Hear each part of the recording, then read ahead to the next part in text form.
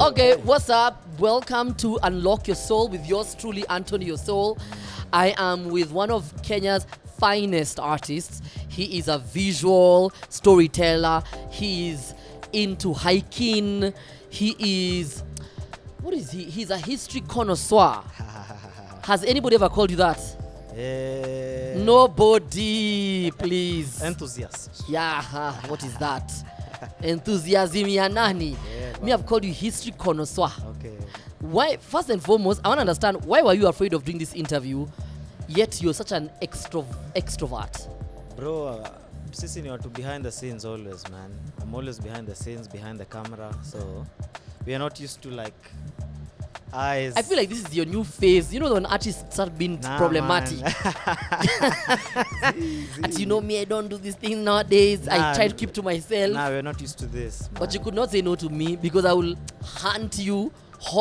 I will call your mother. Podcasting happen hata kwa submarine. Thank you. I would have looked for you everywhere. So as you do this, you also love sketching a lot. Yeah, man. I enjoy live sketching. How did you get into it? Why not? Because you do landscapes, you do people, you do architecture. Yeah. How did you get into all of this? I think most of it comes from my school. I have a background in landscape architecture. Yeah. So I studied landscape architecture in JKUAT. Yeah. And there's this one skill that was, the lecturers would insist a lot on sketching. Yeah. It's a way of communicating ideas visually. So from being an idea in your head into something that a client can see. And okay, now I understand your idea. Exactly. So the lecturers would insist a lot on that. And that's how I picked.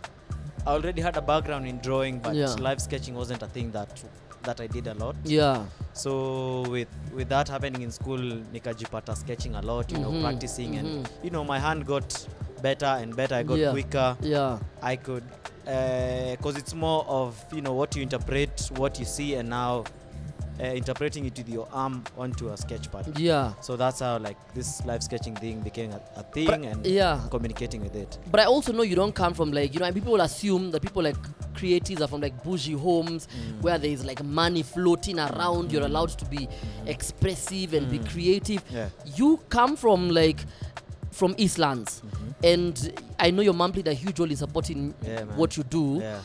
How was it growing in Islando when other kids were probably playing football?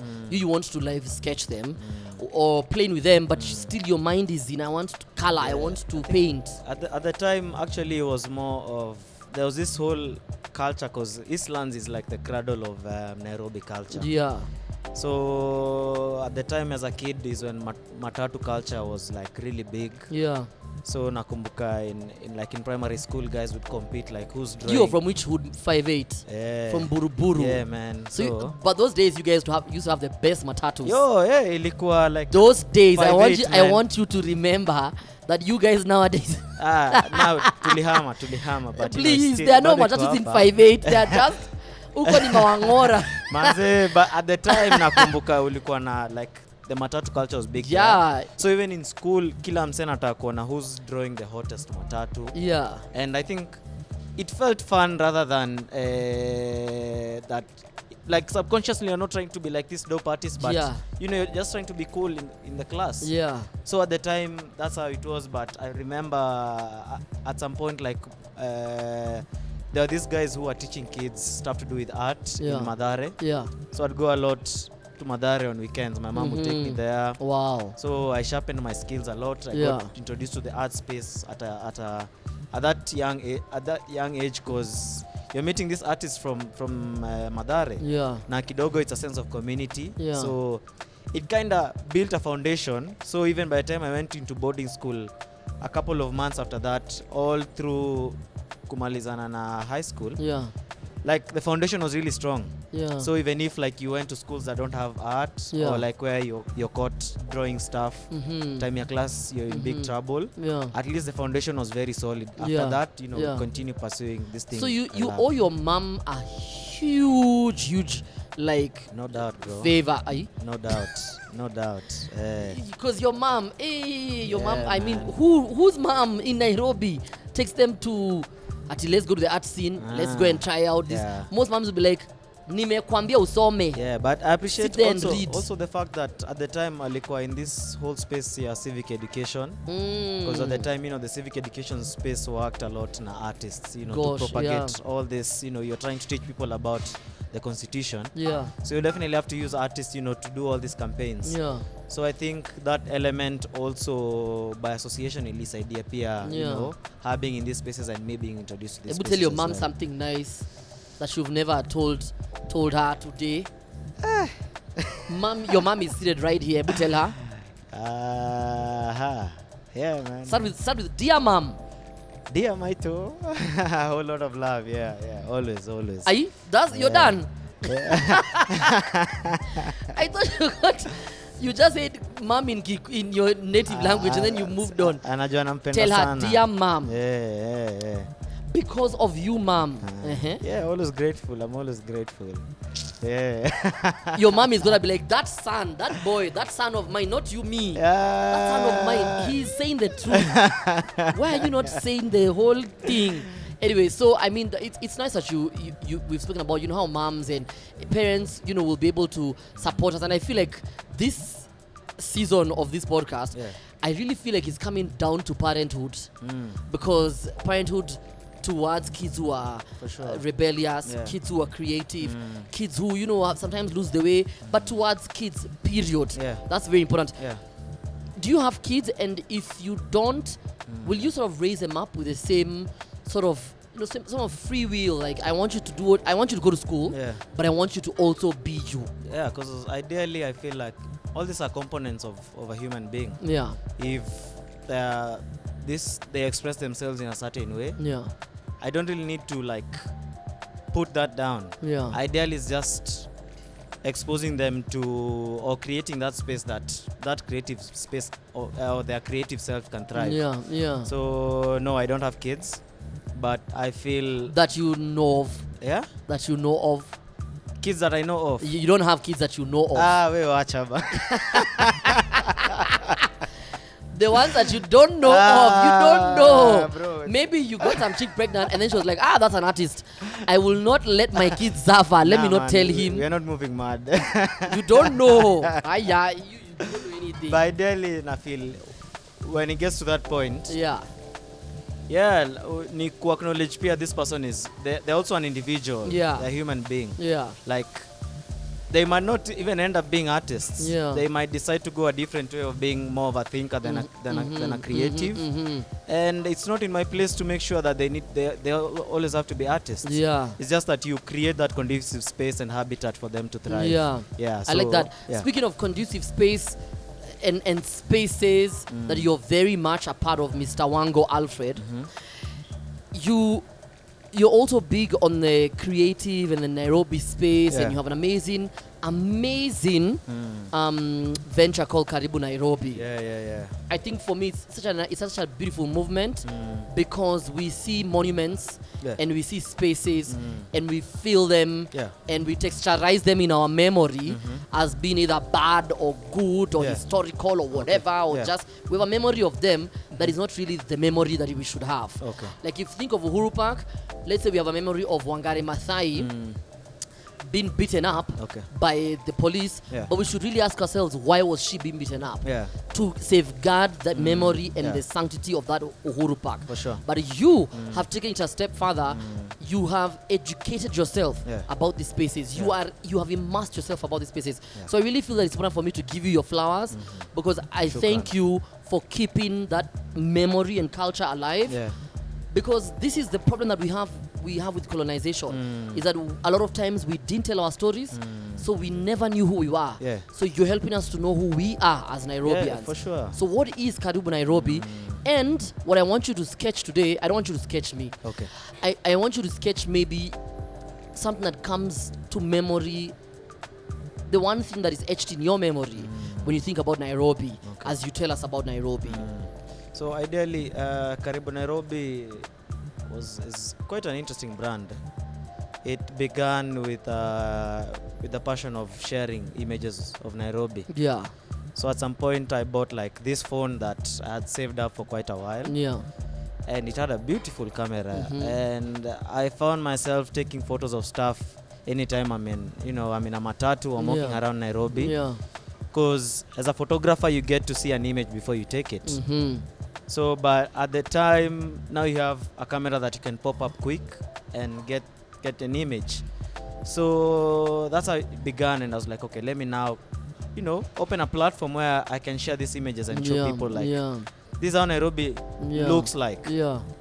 Once you decide to stop and just look, not just see things. So ideally I was like, let me start a diary of images, and that's how Karibu Nairobi is like. Welcome to this crazy place that at times is also very subtle. You really love Nairobi, you as Wango. Yeah, man, born and bred in this city. So we have to put it out there. The same way other people are putting their cities out there. The thing is, for someone like you and I, we don't have a countryside. Like, I don't know about you, I don't have a countryside in the sense that my father's...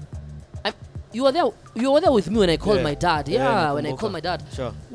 My father's great-grandfather was born here, which was called Enkare. There was no Nairobi. This is where they were born. So I don't know anywhere else that I can go. And I think that's why I love Karibu Nairobi. Because for me, it's like, finally I get to know where I'm born. And all these good and crazy and interesting pieces that make up the puzzle that is Nairobi. Tell us some interesting things about this town that maybe we take for granted. Like, for example, the King African Rifles on Kenyatta Avenue. We know it for when there is running battles between protesters and the police, or just the name is synonymous with the first prime minister or the first president of this country. But do we know the significance of those three men, the statue of the three men who are standing there? Because ideally that monument on Kenyatta Avenue, they were basically war memorial monuments. Because at the time you had, when the World War was happening, and all this British, the British forces and all other countries involved in the World War, they needed extra hands. So all these Africans were taken to the war. Ideally, some of them were porters, carrying weapons and all that. Just making sure that things are moving. And so after the war, definitely a lot of them died as well. And now these monuments were created just in memory of them. And if you look closely, they've been written those who took part in the Great War, because that's when the First World War was happening. But ideally they didn't know that a Second World War would happen. So if you go closely, you'll realize, the 1939 to 1945 is a bit different from the 1914 to 1918. So in terms of like the font, or in terms of like the creation. You see one has aged a bit compared to the other. So ideally that's the one that looks like a triangle, because I noticed one time the one that's opposite the monument. The Zikombili. I was like, why does this look different in terms of like the quality? So ideally Kenyatta Avenue was among like the first streets in Nairobi, because it was, I think it was the first dual carriage street in Nairobi. Had a lot of banks as well, where Bank of India is. That was where the Legislative Council was at the time. You had a lot of banks coming in, inclusive of the Bank of India, which is the first bank in Kenya. Where KCB's Kipande House.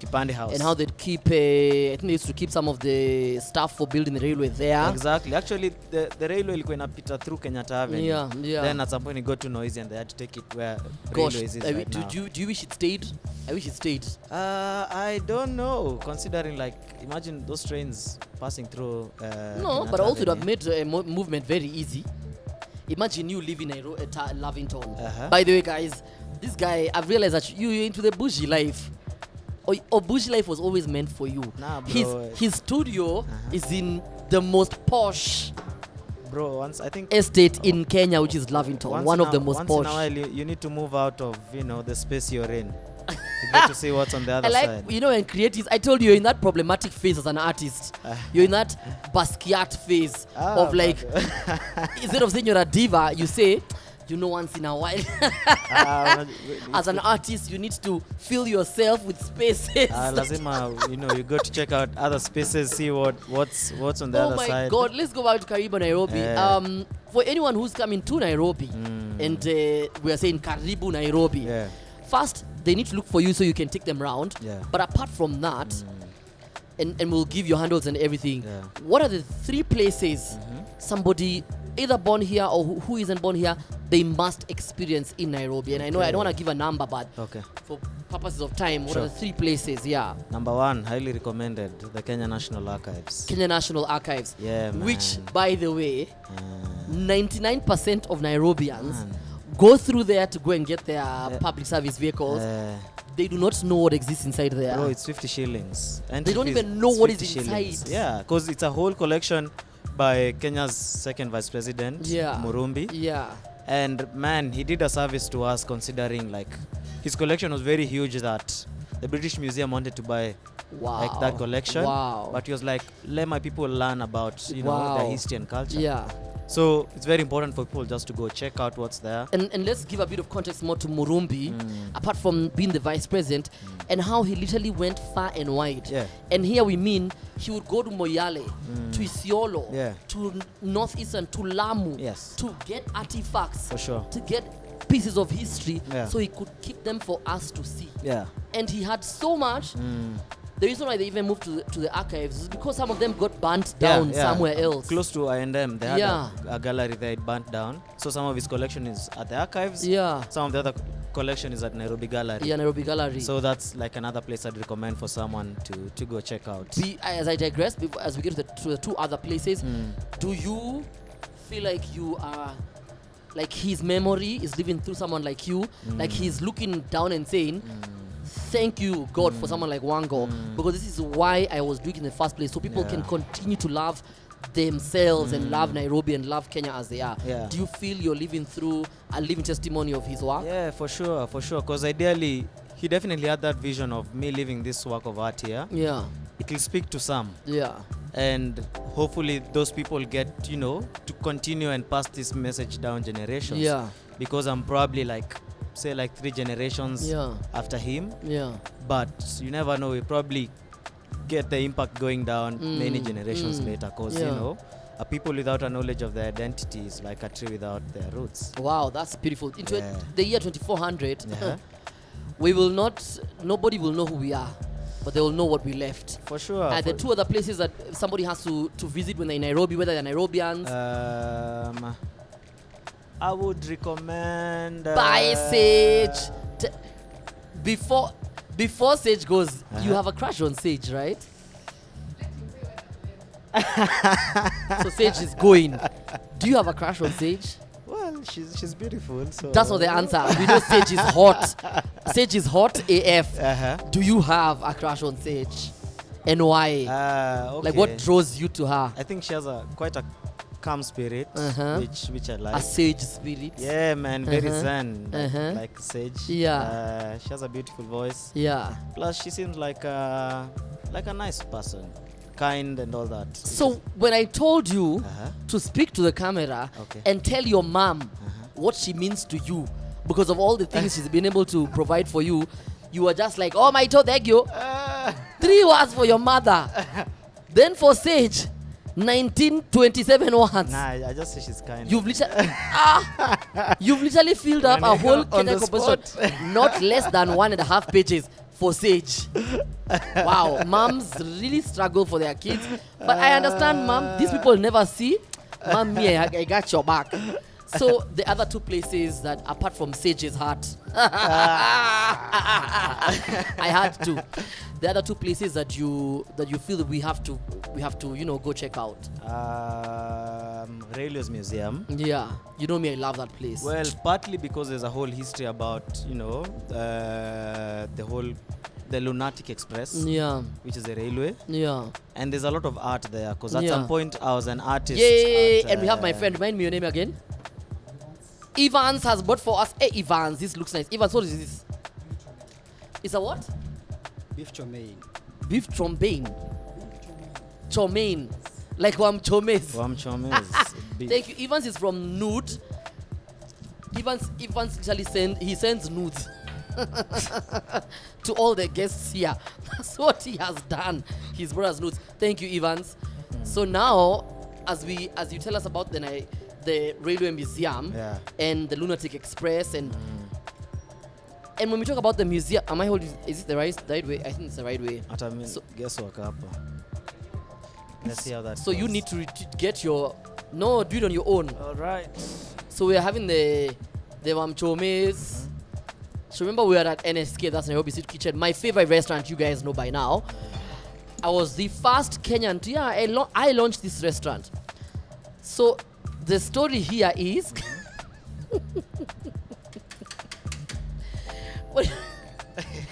I don't know how to use, Bro, I don't know. I've never I don't know how to use this, chopsticks. I don't know. Eh.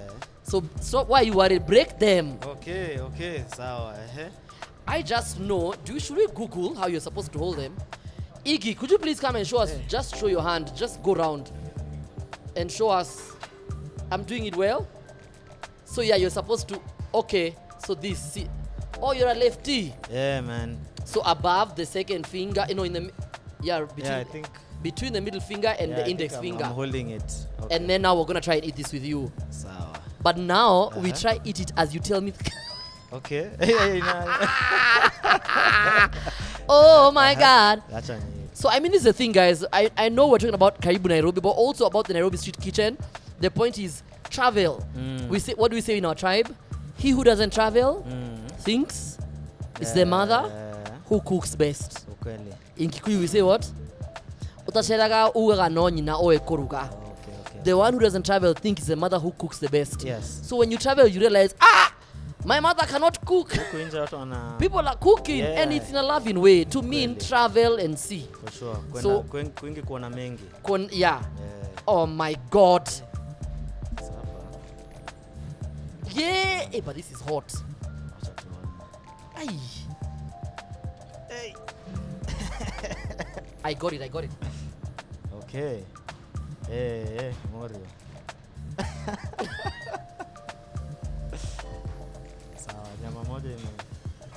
You only got one. Man. And a leaf. That's now on your beard. Okay, at least I took a broccoli. Since you're Rasta, do you eat like you don't eat meat? Are you Rasta like that? Are you a Rastafarian? No. Oh my God, this is so hard. I do not identify as a Rastafari, but I borrow a lot of ideologies from many different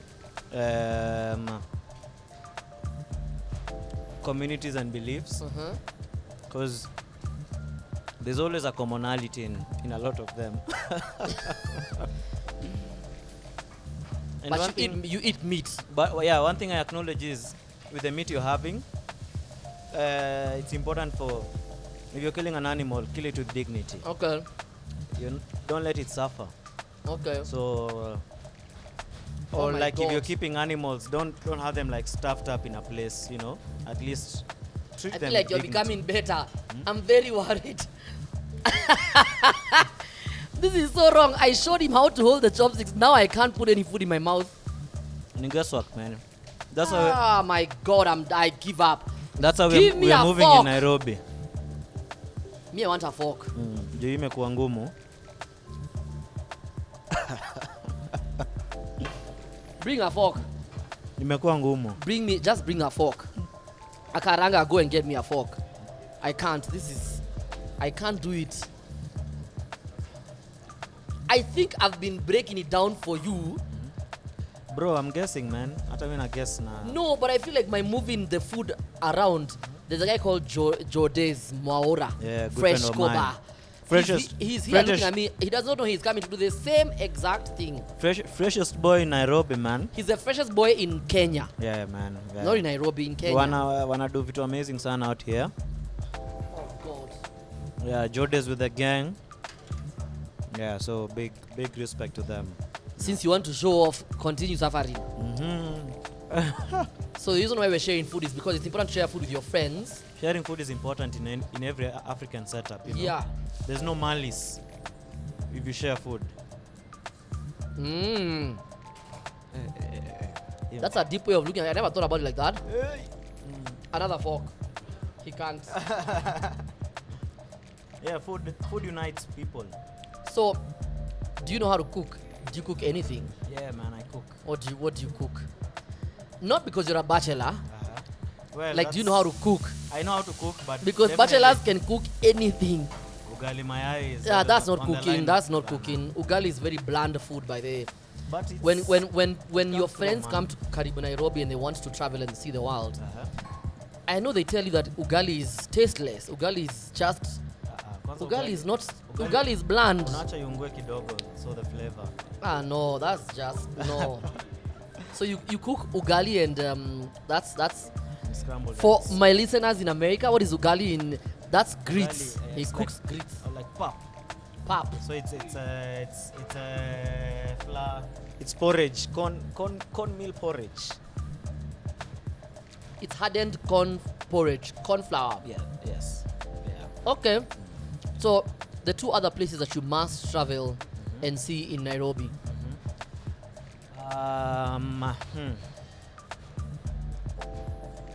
At times there are shows happening. Yeah. Could be. we are the second Railway Museum. Sorry. Yeah. No, let's go back to the Railway Museum. It's a Lunatic Express. We get to see a lot of Art. German machines. and the story, behind the Queen using the railways, the Kenyan railways. We get to see about the cutlery that was used then. Yeah.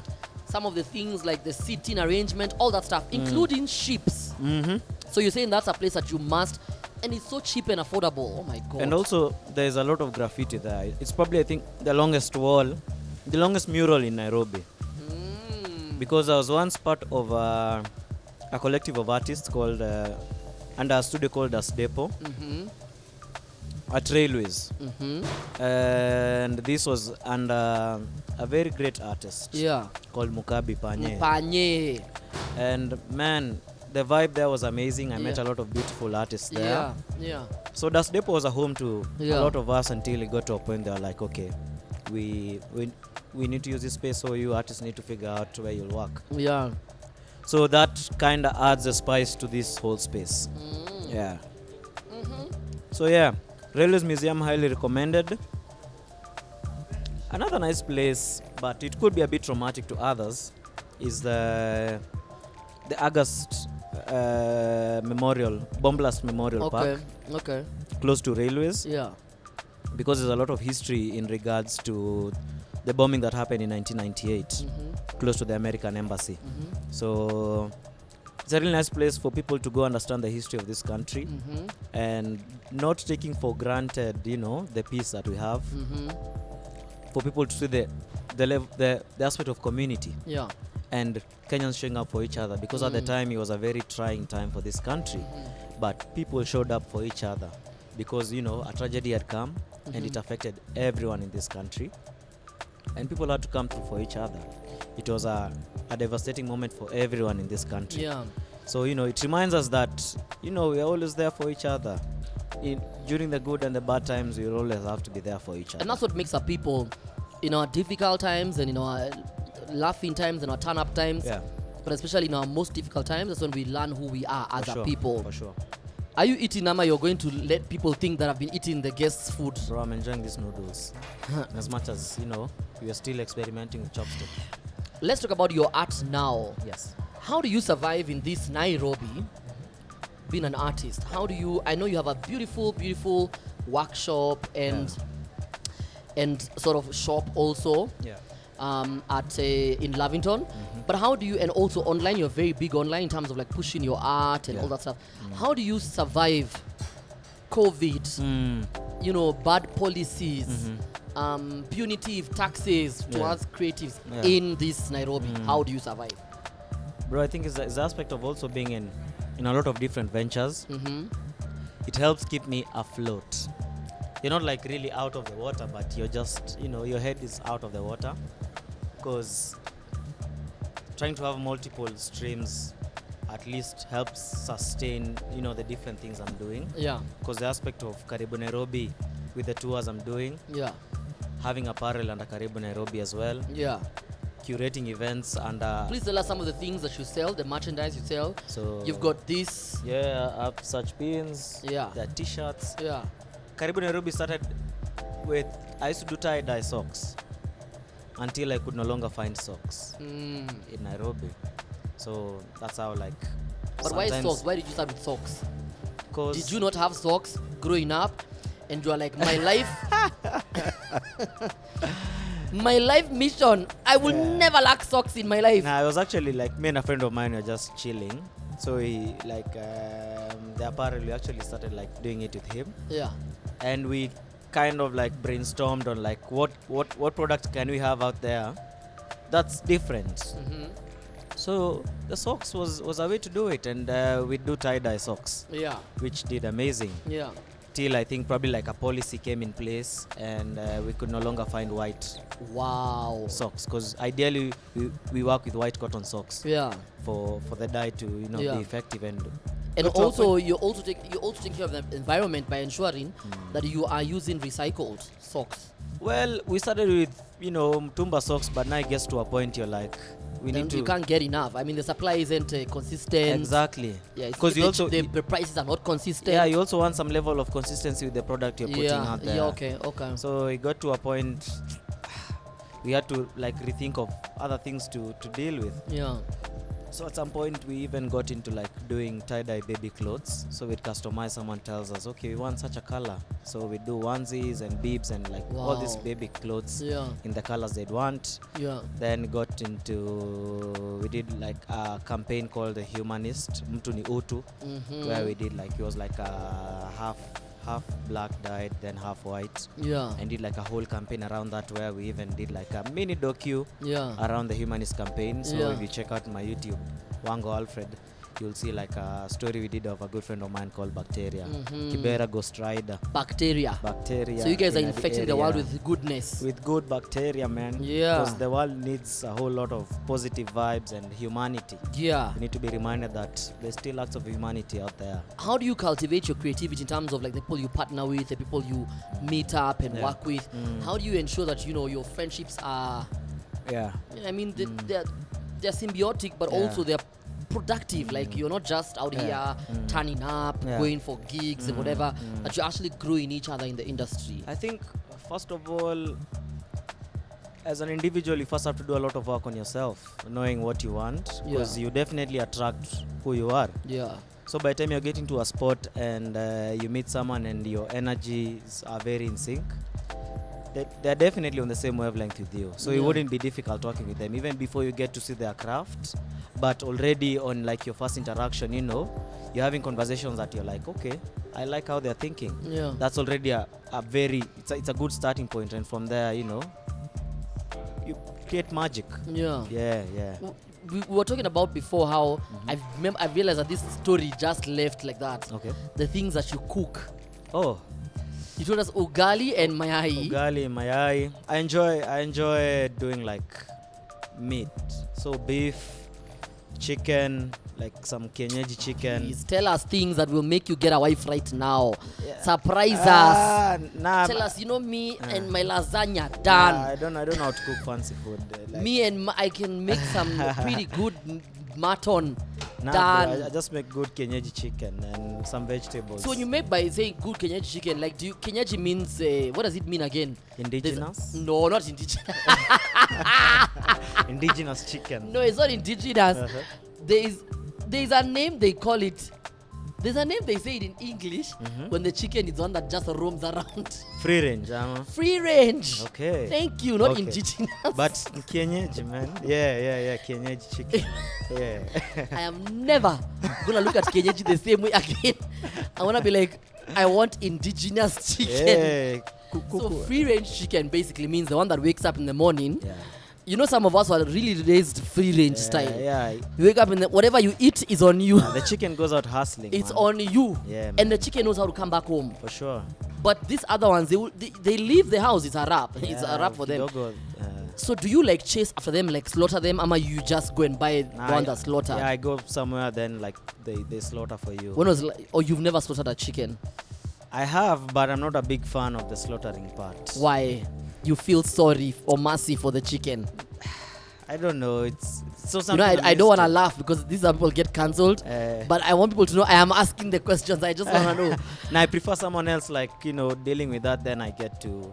After that, now plucking the feathers, getting. But you still don't want to see the chicken in pain. Is that what you're trying to say? Okay. They better make it quick. Okay. Yeah. Okay. Yeah, like let it die in dignity. Are you an empathetic person? Do you feel like you have a lot of empathy? Yeah, for empathy. people? Empathy is one of like my values. So whenever I'm handling any situation, I have to be very empathetic. Yeah. Because I think it's also a skill that came in handy with my photography. Yeah. As a storyteller using photography, I have to put myself in your shoes. Yeah.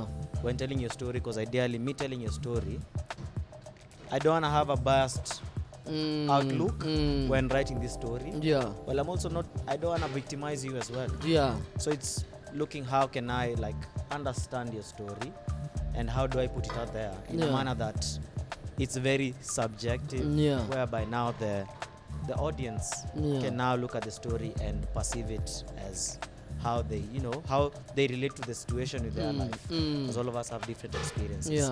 And you relate and you consume information differently depending on your background and experiences. I mean, as artists, we have a huge responsibility to, fight for the rights of other people, be empathetic, all that stuff. But we don't have, the crop of artists that we are now.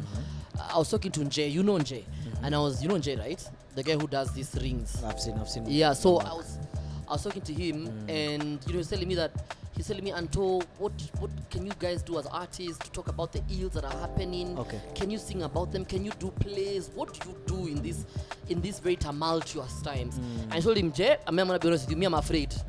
I am not those artists who are gonna be like Fela and out here chanting people's names and ministers' names, because we live in a world where before, there were assassinations, but before you could live, like you said, in a community of people who are like-minded, who would take care of you, who would hide you, exile you. Now, I could literally be killed from this food that we've eaten right here through some agent who has been sent, and I've been hiding myself. So there's a lot of fear in terms of creating works that will scare or shock or desensitize or that kind of, or incite people. Do you still feel that this is the job of artists or creatives to talk about the ills that happen in society? Or do you feel like, no, you guys are always leaving us to that work. You're gaslighting us to do the work that you should do at the ballot. Okay. Is this our job to talk about the things that are affecting us in this country or in Africa? Quite interesting question. Because ideally, being an artist is, bro, it's a crown. Heavy is the head. So ideally, your whole purpose coming here is to tell the story of your environment, your people. Yeah. So, yes, in as much as you would want to blame the people because they can make the decision on the ballot, but you're a reflection of your environment. If there's a lot of ills in the society, it will reflect in your work because that's what you are brought onto this world to do. And it doesn't have to take an event happening just because there are protests happening this 1 week. And this is a week that now we decide to sing songs against social ills. But there are social ills happening every day. It needs to be your DNA. Bro, you need to stand for something. And if you want to stand against like the ills happening in the society, then that's what you need to be preaching the whole time. Not just when like the society things are messed up. People need to see you and see you like you stand for something. People like Amilcar Cabral and Thomas Sankara, they stood for something their entire life. And they died for it. Exactly. It's not that one thing happened and all of a sudden they were vocal. And when things are cool now, they're speaking a different language. No, your work, your work reflects a lot about what's happening in the society. So whenever people in another country get to see my art, they understand, oh, this is a situation in Kenya, this is a situation in Nairobi. And it's not necessarily when something big happens, but entirely people in your space and your circle already know that Anto speaks for this. So it's about having something that you stand for and you stick to it. Which then is powerful because I get you, sometimes, and that's when you say the heavy is the head that wears the crown, is some people are going to be vocal about stuff because at that moment, the gut and the bravado to do those things is to save the soul. While if you're doing it just for a one day moment, your whole gut and bravado is to save your gut. It's for your stomach. For sure. Because then people make noise or they activate themselves or they, whatever, just because they want to be called into offices. Until stop making noise. Because we've seen some people have lost their lives. Now you want to shout, no, let's keep you quiet by buying you a car, by making you an nominated MP, or nominate you to parliament. There's something you just want to push and you're like, this is the perfect opportunity so for that. You don't really mean it. And you're saying that it means that there's nobody who's awake. For sure. And even if they are, a lot of times we people, for example, in mainstream media, are not highlighting the people who talk about some of these things. But I know Kenyan artists, visual artists, will paint and they will talk about stuff like this. The people just don't want to go and see in the exhibitions. They probably don't understand them, or they won't give them the time of day. So we are there. We just need to be heard more. But I love what you said. You need to stand for something. Yeah, and also that's where things like public art comes in, or graffiti. It's like, oh, so you guys won't see my art in galleries. I'm putting it out there. Because the same thing advertisement agencies do. They'll put a whole brand on a billboard in the middle of the road, and you'll have to see it every day. Exactly. And they don't ask for permission. Exactly. And that's why you'd see like graffiti artists having stuff everywhere, because it's like, okay, you guys have to consume this.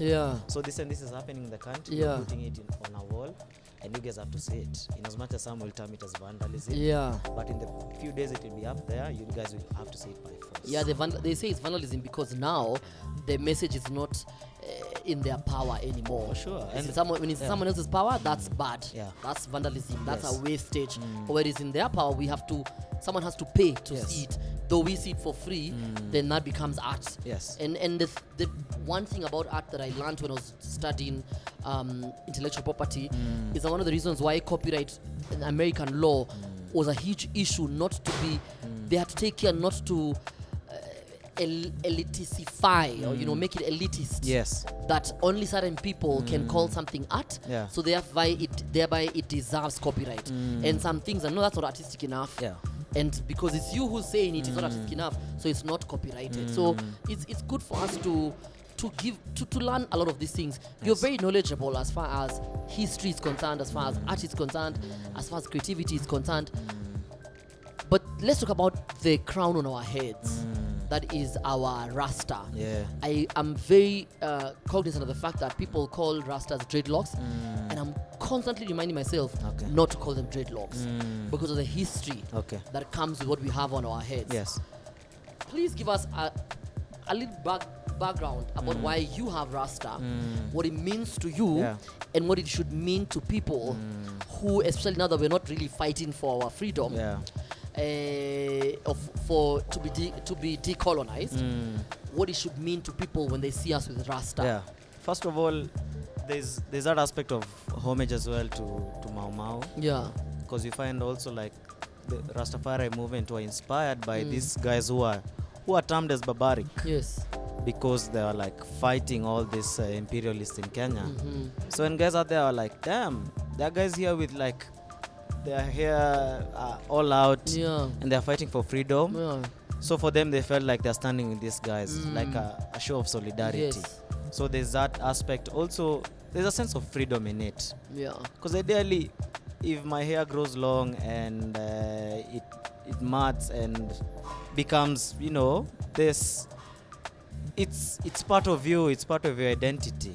So for me, I feel like it's me expressing my identity to the fullest, and like a sign of identity, because like as you say, there's a crown. You find that certain things are expected from you. I'm always walking in town and I meet like the most unfortunate of people, because they know if you have such hair, you have a good heart, you're humble and all that. It's sort of like a positive kind of peer pressure, because now the less fortunate in the society know that this person has a good heart and they'll help me out. And now little kids in the street will walk up to you and they're like, oh, could you like buy me food today? You're like, okay, today wasn't a good day. I don't have money. But if there are days, like if you have something, you'll give to them. But there are days you won't have something. You'll be like, okay, don't worry. I know tomorrow it'll be a better day. And this is someone who lives on the street, but they're wishing you like good fortune. Bro, I don't take that lightly. And that happened because they saw my hair and they already had a certain prejudice that's very positive. So it kind of gives me like a kind of a reassurance that you're already like a beacon of good tidings in the society. People see you as some positive energy. So, man, I appreciate that a lot. So, I enjoy having my hair. For me, my hair is like, it's also like an antenna. Because ideally, this is very spiritual. Because for me, even. Because if there's any danger, you realize like even the hair, the strands on your hands, zitasimama. Exactly. Now imagine all this hair, you can feel energy. Feel energy. Uko damu yangu ikubaliane na huyu, but it's because like your instinct, your intuition is very strong. Yeah. And hair does that. For me, what the relationship I have with hair is very interesting and sad at the same time. Okay. Interesting because I mean, I'm lucky that my hair grows very fast. Yeah. So naturally, my parents not the case with me. But still, like, where there's people who try and it does not grow. So I had no option but to grow out the hair. Okay. Then also, the sad part is that for me to grow out the hair, I had to lie and say that I was doing some movie. Okay. And I had to have dreadlocks. Don't worry, mom, I'll cut the hair later. Yeah. And then the hair was never being cut. Years later, so one time my mom tells me, "Ile movie," I'm like, "Movie gani?" So I caught myself in the lie. I was like, "Ile movie sikuit." So why did you still grow the dreadlocks? It's like, "Oh, you know." Movie itakuja baadaye. You know, but then the thing is, the sadness for me in that scenario is that I have to explain to my mom, who's Kikuyu, or to anybody else who is Kikuyu, as to the importance of what this hair means. That my being able to sing what I can sing, to dress the way that I can dress, to have this podcast, this building to exist here, to walk in the streets the way that I walk and the way that I dress and be who I am, is because of people who had dreadlocks, who had to have them cut. And by being cut by the roots is by dying for me to have that freedom. Indeed. And then I have to constantly explain to a black person why this should not be a point of a conversation for anybody. Why this, anybody who's a police officer can have this and be at their job. Somebody who wants to work for the government can have this and still be able to deliver. But we have to constantly bring ourselves down. We have to constantly explain ourselves. I feel very sad. To explain your Africanness. Imagine, explain, this is me. This is the most natural that our people kept their hair. Bro, do you know dreadlocks even were way before the colonial administration way came before. here? I mean, this is how people kept their hair. You know, the pastime activity for a lot of young warriors, like Kikuyu warriors at the time, they'd be like decorating each other, making each other's hair. So, and the fact that they have even like there's a Kikuyu name for locks called Mendega. Mendega. And constantly they'd be plaiting each other's hair. And what happens, once you get a wife, now your wife would cut your hair. So you would be said like you got someone to shave your hair. But there are certain people in society who would have their hair out, and this included artists and spiritual leaders and people like blacksmiths, because blacksmiths are also spiritual leaders in the society. Because if you're able to extract metal from soil, and right now we can't do that, that must have been very spiritual. So they are among the few people who would still have their hair even after getting married. And even little kids, if you would have been seen that they have some sense of like some spiritual power, they'd be like prophets in the society. They'd have some hair left up here whenever they're being shaved. And now whenever someone saw that kid, they knew this kid needs to be protected at all costs because they're about to give us the answers in this society. And you see it across many societies in the world. You see like this Shaolin people with some hair up here. And when they untie the bun, it's very long hair. Exactly. You see people like monks, they cut their hair for that significance. There are those who keep their hair all the way to as long as it will get. They will not touch their hair. So you realize there's something about hair and intuition and spirituality. Yes. That's interesting, because I really feel we need to demystify what hair means, and but then also the effect of the white man on the way we view ourselves and the way we view our hair. Because even the name dreadlocks, I refuse to use that term dreadlocks all the time. Someone is like, dreadlocks, I'm like, nope, I don't have dreadlocks. I have rastas. And only because and even sometimes I feel nice when I meet anybody and they're like, Rasta. Man. They're like they just feel like you have, like you said, they're just good vibes. So we're constantly judging ourselves based on the yardstick of somebody who already told us we were not enough. Speaking of which, as we conclude, we are able to communicate because of the language that we speak. We're now speaking the colonizers' languages in English. We can speak in Swahili if we want to. We can speak in Sheng. But the one thing that you and I share is our mother tongue. And a lot of people do have their mother tongue, whether it's English or French or Portuguese or it's Zulu, Xhosa, it's Ndebele, whatever. We come from a generation that I don't know if it was a thing with the more English you speak, the more outspoken you are, the more eloquent you are, the more opportunities are available for you. Yeah. So our parents sort of didn't really care if we spoke Kikuyu or not, or our mother tongue. For us, it was, what do you need to grasp to get you to the next level? And your mother tongue is not it. Yeah. And again, the conversation around self-hate. Why are you so keen on taking a journey on understanding your culture, understanding Kikuyu hieroglyphics, and understanding instruments? And in instruments here, I mean physical instruments and spiritual instruments, that is human beings who are immersed in the Kikuyu culture for you to find yourself. Why are you all of a sudden interested in finding out who you are? Bro, it's a matter of finding self. After I've said all those things, you should have said king. All those deep things, you have said king. The reason. I was like, bro. Jabba. What? I called you Jabba. Those are not stories that Jabba. Those are like no, there's Jabba. Jabba. Yes, like thank you. So ideally, it's a matter of finding self. Yeah. Because this is the identity you're born with before other identities come in. Yeah. You know, this is an identity that you can trace down many generations. Yeah. So for me, it was a matter of, we got to a point where, COVID came, and all other systems that help propagate a lot of brainwash had been closed at the time. Things like schools at the time. They're like a system. Yeah. Schools, religious institutions at the time, they're closed down. So people had time to be with themselves and really understand, so who am I without all these other aspects? Because from the moment you're born, you're already introduced to this whole other system. So I think I had time with myself, and I got deep into digging stuff, and I'm like, I'm getting this new information, and I'm relating a lot to it. What are some of these things that you found out about yourself or about the Kikuyu culture? You get to understand things like your clan. You understand the power that your clan has. We read stories in the Bible of people who had certain powers, but you want to tell me that it's only in this time and age that these powers don't exist? Then you realize, really, even in my African setup, like, people had certain powers. Yeah, dreamers and prophets. You go to someone and they tell you, go and do this and this. And if you're having any misfortune, if you're sick, you go to someone. All they needed to do is to go to a forest and get, the intuition. Yeah.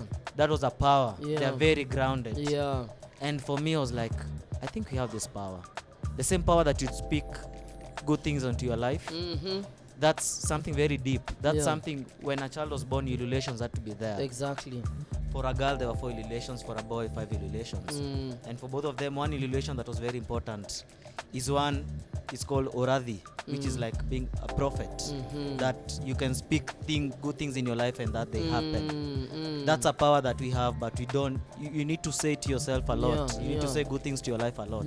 That's you being a prophet in your life. And I was like, yes, we have this power, but you don't say it enough. So constantly I was like, let me go deeper. I need to understand the power I have. Yeah. And I need to teach the people around me. Generations later on need to know the power they have. There's one of my favorite artists, Chronix. He says that there's a song called Black is Beautiful. I love that song. They never told us that black is beautiful. Yeah. So he's like, what will happen when kids are born and they see themselves in books where they were kings, and now they're in a whole society. They're like, where we oppressed, but we see ourselves in books, as gods, as kings, black witches, black casts, so black, kids, when they are born, they need to know that they have a lot of power, and that's why for me I was like, okay, let me take up this role, understand my power, and teach people the power they have. That's one way of liberating minds, because I feel, in as much as we'll always complain that things are not working, it's because we've not allowed ourselves to tap into our innermost power. And you're like, okay, this is what we believe in, and we know it's right, and we push it because we have that power. Wow. We have the power of getting ourselves from this whole situation that it seems like we can never get out of this hole. But bro, we have the power. We've always been powerful. But I like that. Man. And thank you for liberating us in such amazing conversation. I mean, I feel like every conversation that I've been having has to have a part 2, so I can get to know now that we are post-COVID. Yeah, man. You know, now that you're doing more Karibu Nairobi. Age. But before we finish, tell me about hiking and what your problem is. You don't like your house. Why are you always hiking? Yeah, man. Is it that it's a cult, bro. Genuinely, what is your problem? Because you're trying to make the rest of us look so lazy. So I think apart from my hair that gives me a sense of grounding, being in nature gives me a very deep sense of grounding. So I work with a community called Let's Drift. Yeah. It's a community. Let's drift. Let's drift. So just means just go with the flow. Let's go. Yo, we move. Yeah, let's be move. like water. Uh-huh. Be like water. Yeah. You know, water, it either goes around exactly. obstacles. It's fluid. Just or it, go. Yeah. Or it passes with the obstacle. True that. Yeah. So you be like water. So ideally, it's a community of adventurous people, and it all involves a lot of hikes. So most weekends I'm out in nature, and it's a whole opportunity, first of all, for me to be a leader and step up, you know, giving people a sense of direction on the trail. I enjoy teaching people. On some of the hikes, you know, I'm always in a good mood. I'm like, on some. Yeah, most you're not. Nah, at times I just want to be in my space. At times, you know, you want to be I on was a hike. about to join you, now I'm worried. Nah, what happens? I don't know if I should. Nah, the hikes, you know, I'll just go and I want to be in my space. Yeah, you also want to be late. Exactly. Yeah. And I also enjoy like teaching history. You know, I go to different places, and for instance, like this coming weekend, I'm going to a hike in Kereita Forest. Yeah. Kereita means Kereita. Ita is like war. Yeah. So it was a forest where the Mama would hide during the whole place of the fighters. Exactly. Yeah. And there are caves in there that we usually go hiking. And it's in a place called Lari, which in 1953 was a hotbed for the Lari massacre. Yeah. And I have to teach people once you go there that this is the history of this place. Wow. A lot of blood was shed on these nice tea plantations that we walk on. And it's very important for you to acknowledge that the history you're enjoying right now, people had to die. The freedom to even be here. Yes, man. People had to die for us to even be able to come to this place. Exactly. Wow. So at times I want to teach people about the history. Yeah. I enjoy plants because, you know, with a background in what type of plants? Man, plants, all plants, as long as it doesn't kill you. do you know remember when we were kids and they used to tell us that you're supposed to remove weed like man weed. Yeah. Because little did they know that there are people who are going to love weed. Bro, you actually find blackjack would be termed as a weed, but it's actually like medicinal. You missed the drift. I know. Sodomapple. You missed the drift. When teachers told us that weeds are not good for other plants. Unwanted. Bro, they call them unwanted. Do they know in these streets what people are doing with weeds? Weeds is a wanted plant. Medicine. It's medicine. In fact now there's been a lot of what's that thing called? There's been a lot of there's a what the Kenyans like to use, Musako, like when there's operations to get, you know, this weed out of, like, you know, the peddlers and whatever. So the price of weed has gone up because Kenyans are suffering. Yeah. Because the wanted plant is really very rare. I'm not giving you ideas. I hope you're not getting ideas. To start selling. Well, sodomaple is, they call it a weed, but in a side they are ringworms. What is that? Sodomaple. What is that? Dogu. Oh, that green one. The yellow berries. Yeah, but it's green fast. Then becomes yellow. They say it's like, it's called Sodom's apple. Yeah, in a side there are ringworms. So why is it called Sodom's apple? What is it doing in Sodom? Interesting choice of words. Yeah, like why is it Sodom's apple? Yeah. Is it because it's bitter or why? But you understand all these things, they have like a significance in When was the last time you had Sodom's apple? Okay, I haven't had ringworms and stuff. So that sounds... Oh my God, you're always missing the drift. I don't want to talk to you again. Sage, this guy is slow. Don't date this guy. Nah, he's just smart. No, he's just so slow. Jeez. I can't believe. So anyway, as we conclude, thank you for liberating us with your amazing words of wisdom. Each one reach one. And each one teach one. So thank you. This is something that he was able to draw. I don't know if my videographer can make time. Have you been here before? Nah, man, it's my first time. I've been meaning to come. I like the vibe here. Would be nice doing a show here. Yeah, it would be nice doing an exhibition soon. here. I'd love to. Yeah, I'd love to see you do a live show, exhibition. Because I was recently in Kilimanjaro. Yeah. And I feel like, okay, I took like nice photos there. Would be nice, people getting to see Kilimanjaro. Nah, that you can't compare that with this. We're gonna frame this. Yeah, sure. And then this, you said, is the most recognizable, which is actually true. The most recognizable place in Nairobi, which is the KICC. What I didn't get are these potholes. Why are you drawing potholes and showing my American audience? Art is subjective. To some people, they're potholes.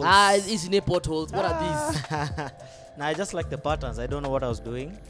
I was just led by the spirit.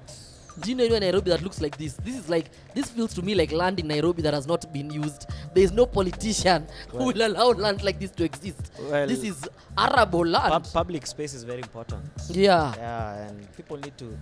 That's why I don't understand why Uhuru Park is not yet open 2 years later. By the way, I've been telling Ignacio, he knows, my cinematographer, I've been telling him every single time that since Uhuru Park opened, apart from the event, I have never been able they just opened to it for go the festival, and to that was it.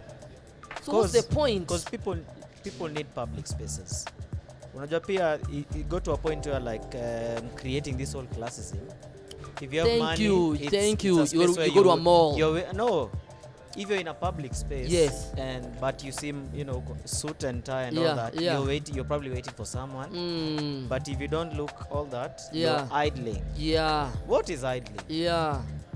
And how do you idle in your own country? Your own country where you are born, where your fetus has been buried.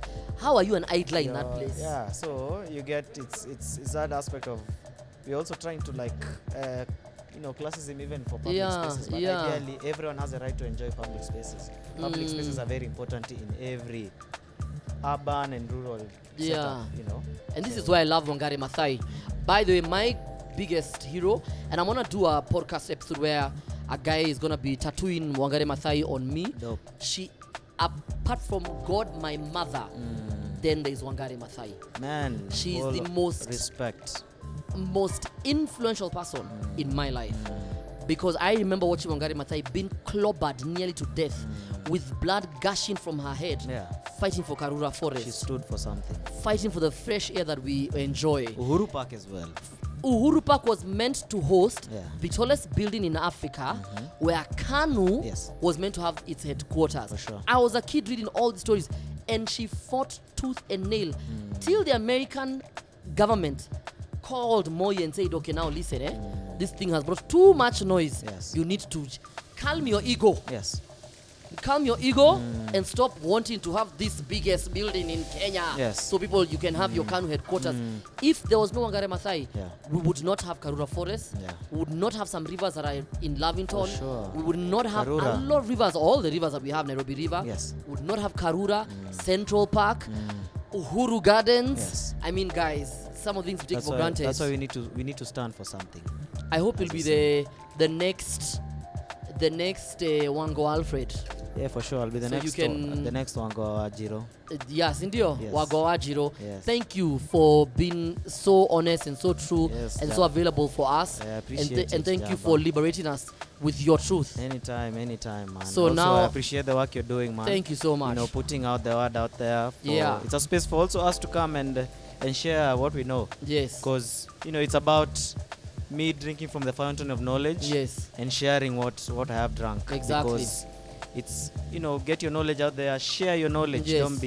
Don't be afraid to share knowledge. Exactly. And hope that now people will have the wisdom to use that knowledge for the greater good of the society. Thank you. And thank you 89-year-old man. Thank you, Mono. Dayo. I said, you know what I said, right? Dayo. I'll be called out for that stuff. Anyway, thank you for tuning in. I was with Wango Alfred. What does Wango mean? Wango. Go is a shield in Kikuyu. Go. Wango. So Wango. I'm of the shield. Of the shields. Yeah. And me, I'm Mwangi. The shielder. Kwagaga. Mwangi Kwagaga. Yeah. So. Bye, guys.